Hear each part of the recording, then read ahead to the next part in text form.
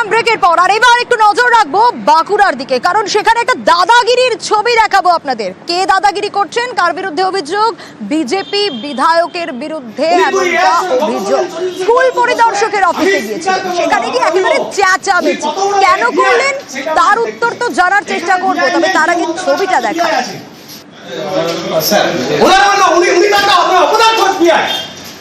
আমাকে এখানে বার করে যার কোনো ফ্যান নেই, কিছু নাই, উনি তুই এর সঙ্গে গল্প করলেন 40 মিনিট পর তুই ফোর্স করে। আমি স্পিকারকে বললাম আমার অভিভাবক উনি কত বড় ডিআই সেটা আমি আজ দেখতেছি। এখানে ডিআই নেই, কেউ বলতে পারবে না যে ডিআই আছে।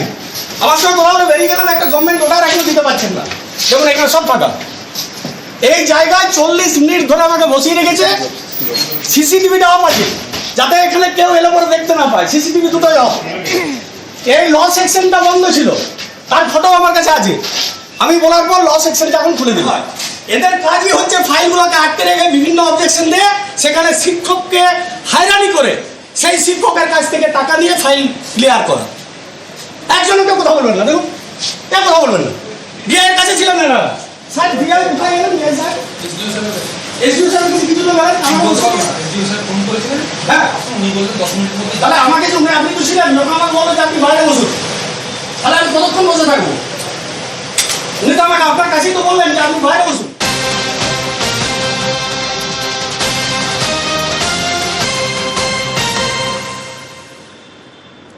দেখলেন বাঁকুড়ার বিজেপি বিধায়কের দাদাগিরি, চেঁচামেচি, তুলকালাম, কুকথা স্কুল পরিদর্শককে। প্রিয়ব্রতর কাছ থেকে জানবো। প্রিয়ব্রত, স্বাভাবিকভাবেই পরিস্থিতি যখন তৈরি হয়, যারা অন্যান্য কর্মীরা রয়েছিলেন তারা প্রতিবাদ করেছিলেন, কিন্তু তিনি এই দাদাগিরি দেখালেন কেন? যে অভিযোগ তার বিরুদ্ধে উঠে আসছে, কি কারণ এই চেঁচামেচির, কেন? দেখো সোনিয়া, এই ছত্রনারায়ণ মুখার্জি বিজেপির যে বিধায়ক সাতদার, এই বিধায়ক কিন্তু শুধুমাত্র যে বিধায়ক এমনটা নন, তিনি হচ্ছেন সাততলার একটি স্কুলের শিক্ষক। সেক্ষেত্রে তিনি তার পিএফ এর লোন সংক্রান্ত একটি বিষয় জানতেই তিনি ডিআই অফিসে এসেছিলেন, এমনটাই তার দাবি। এবং সেই ডিআই কিন্তু তাকে ঠিকঠাক না কথা বলেই তাকে বাইরে বসতে বলেন, এবং যেখানে তিনি বসতে বলেছেন তার মাথার উপরে ছাতা ফ্যান ছিল না, এই গরমে তাকে বসে থাকতে হয়েছে, এমনটাই অভিযোগ। এবং সেই কারণে তিনি চেঁচামেচি করে অসভ্য ভাষায় গালিগালাজ করে পুরো অফিসকে মাথায় তুলে নেন। প্রথমে অবশ্য যে কর্মীরা ছিলেন তারা একটু হচককিয়ে যায় যে কেন এরকম চেঁচামেচি হচ্ছে। তারপরে তারা এসে দেখেন, তখন দেখেন যে বিধায়ক মশাই এবং শিক্ষক যিনি, তিনি এই ধরনের চেঁচামেচি করছেন। শিক্ষক সুলভ যে আচরণ তার মধ্যে ছিল না, এবং সেইখানে দেখা যায় বলা হয় যে এই যে অফিস, এই গরুর বাসা, সেখানে পয়সা ছাড়া কোনো কাজ হয় না, সেই কারণে তিনি এসব চেঁচামেচি করছেন। এবং তার পাশাপাশি গরমে তাকে বসতে হয়েছে। তাকে যে ডিআই রয়েছেন, স্কুল পরিদর্শক, কোনো কথা না বলেই বেরিয়ে চলে গেছেন।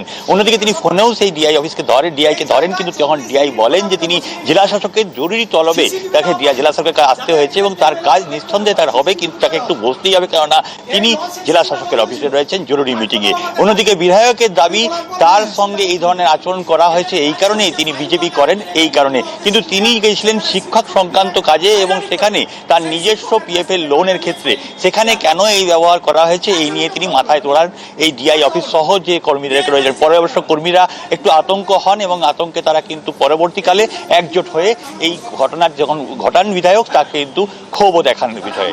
সোনিয়া, বেশ, একজন শিক্ষকের কাছ থেকে, একজন জনপ্রতিনিধির কাছ থেকে এই আচরণ অত্যন্ত দুঃখজনক, এবং আমরা অত্যন্ত বেদনার সহিত জানাই এই আচরণ মোটেই কিন্তু কাম্য নয়। উনি বিধায়ক হিসেবে যেভাবে এসে পরে পরিষেবা নিতে চাইছেন জোর জুলুম খাটিয়ে, এর জন্য আমরা প্রতিবাদ জানাই।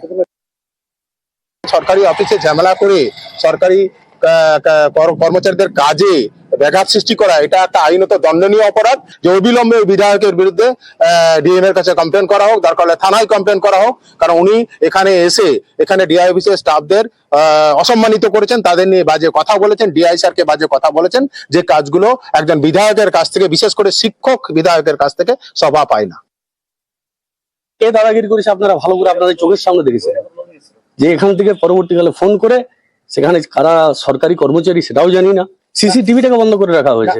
আপনাকে তো প্রতিবাদের জন্য তারা কয়েকজন এলেন, প্রতিবাদ করবে, গায়ের জোর দেখাবে, সব অফিসগুলো নেই এখন ওরকম করছে পার্টির ইয়াতে। কেন মনে হচ্ছে এটা করছে তারা এইসব বিরোধীদের কন্ট্রোল করার জন্য। কিন্তু আমি আমার বিশ্বাস আমি আমার যিনি অভিভাবক বিধানসভার স্পিকারকে আমি বিষয়টা জানিয়েছি, এবং উনি বিষয়টাকে ভালোভাবে অনুধাবন করবেন, আমি লিখিতভাবে জানাবো।